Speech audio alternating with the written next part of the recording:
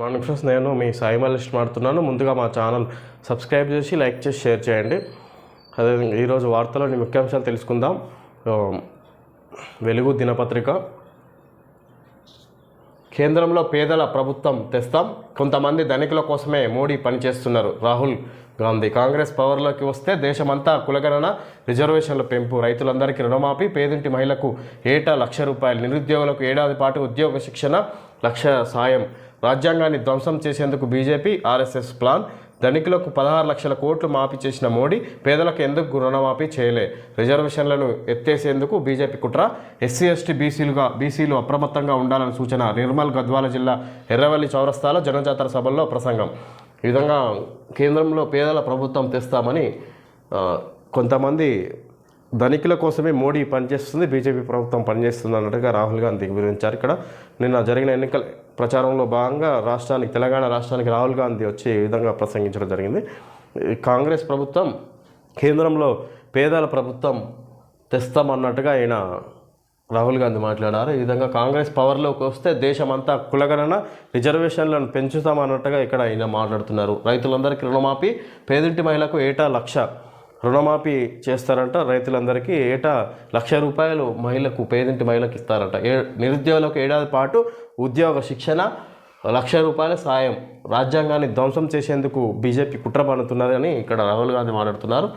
ధనికులకు 16 లక్షల కోట్ల మాఫీ చేసిన మోడీ పేదలకు ఎందుకు రుణమాఫీ చేయలే, రిజర్వేషన్లను ఎత్తేసేందుకు బీజేపీ కుట్ర, ఎస్సీ ఎస్టీ బీసీలు అప్రమత్తంగా ఉండాలని సూచన. ఈ విధంగా రాహుల్ గాంధీ మాట్లాడారు. నిర్మల్ గద్వాల జిల్లా ఎర్రవల్లి చౌరస్తాలో జనజాతర సభల్లో ప్రసంగం. చీర కట్టుకొని ముస్తాబాయి బస్ ఎక్కు, గ్యారంటీల అమలు అప్పుడైనా తెస్తుంది. కేటీఆర్కు సీఎం రేవంత్ రెడ్డి సూచన.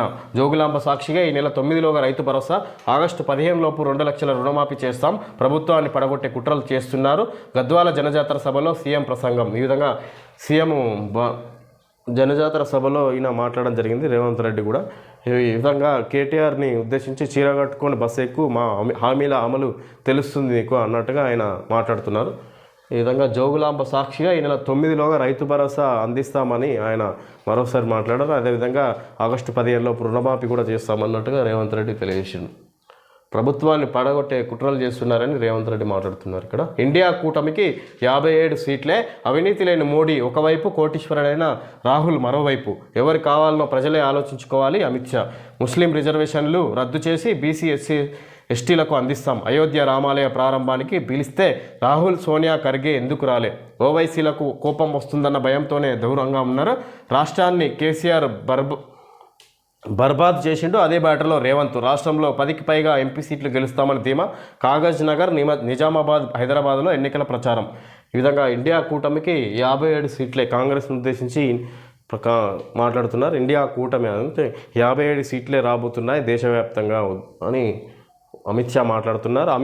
అవినీతి లేని మోడీ ఒకవైపు, కోటీశ్వరుడైన రాహుల్ ఒకవైపు, ఎవరు కావాలో ప్రజలే ఆలోచించుకోవాలని అమిత్ షా ఇక్కడ మాట్లాడుతున్నారు. రాహుల్ గాంధీ కోటీశ్వరుడు ఒకవైపు, మోడీ అవినీతి లేని మోడీ అని ఒకవైపు ఉన్నారు. మోడీని మీరు ఎవరికి గెలిపించుకుంటారు అన్నట్టుగా ఇక్కడ ప్రజలను ఉద్దేశించి అమిత్ షా మాట్లాడుతున్నారు. ముస్లిం రిజర్వేషన్లు రద్దు చేసి బీసీ ఎస్సీ ఎస్టీలకు అందిస్తామని అమిత్ షా మాట్లాడారు.